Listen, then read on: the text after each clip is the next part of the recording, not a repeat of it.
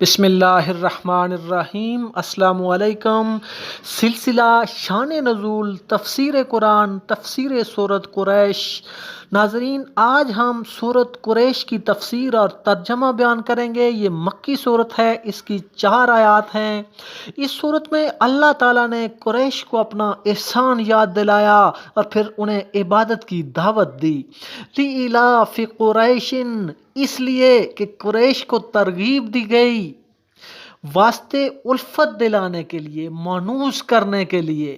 الافہم رحلۃ الشتاء والصیف، یعنی ان کو گرمی اور سردی کے سفر سے مانوس کرنے کے لیے۔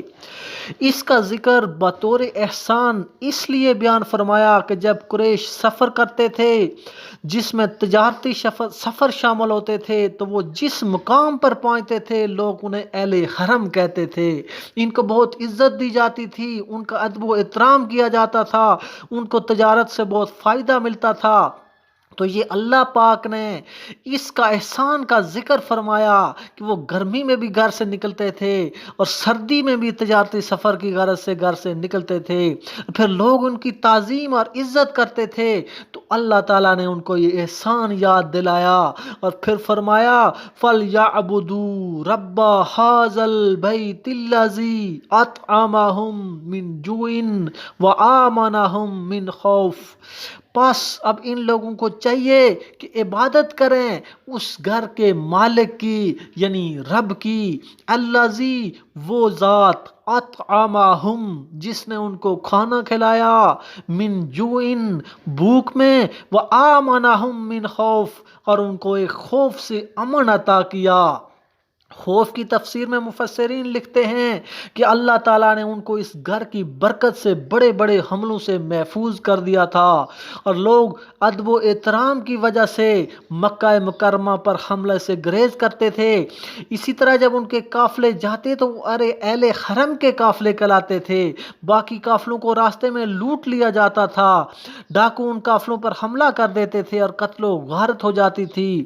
لیکن وہ ڈاکو اہل حرم کے قافلوں پر ادب و احترام کی وجہ سے حملہ آور نہیں ہوتے تھے، تو ان کو اس خوف سے اللہ پاک نے نجات دی۔ تو اس کا احسان کا ذکر اللہ پاک نے یہاں فرمایا، اور اس کی دوسری تفسیر خوف کی یہ ہے کہ اللہ تعالیٰ نے ان کو کوڑ یعنی جذام سے محفوظ رکھا تھا۔ کوڑ کی وبا بہت زیادہ تھی مگر مکے والے اس سے محفوظ تھے۔